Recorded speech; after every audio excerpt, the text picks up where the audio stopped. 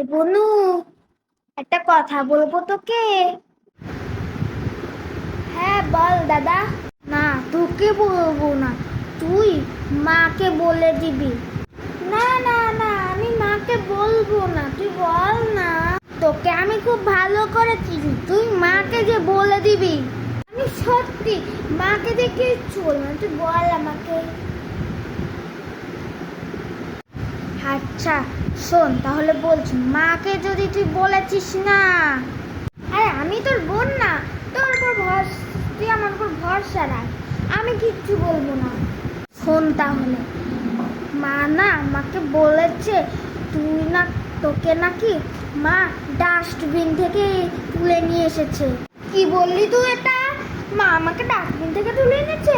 হ্যাঁ হ্যাঁ, একটা ডাস্টবিনের ভিতর দেখলাম তুই অসহায়ের মতো কাটছিস, তো মানে শুকোয়ে কাটি হয়ে গেছিলি, এই কারণে আমার মা বললো এই অসহায় বাচ্চাটাকে নিয়ে যাই।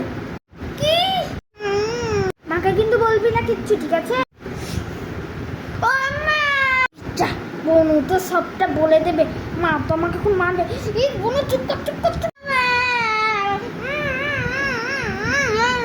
চুপ কর চুপ কর বনু।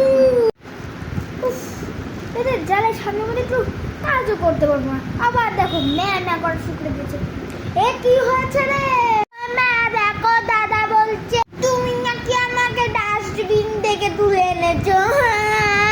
তোর সাহস এত মিথ্যা কথা বলে? দাঁড়া আমি আসছি। যা, মা তো এখন আমাকেই মারবে, আমি এখনই খেলতে চলে যাই বাইরে। ও মা, এই দাঁড়া, কোথায় যা হচ্ছে? হ্যাঁ, তুই ভাবছিস মা তোকে মারবে না? হ্যাঁ, বনুকে সব কি বলেছিস, কি মিথ্যাটা বলেছিস?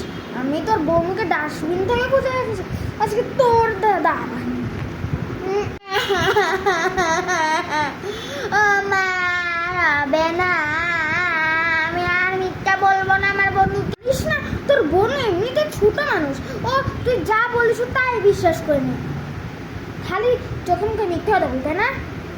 থাক শোনা, কাম নেই শোনা, আস।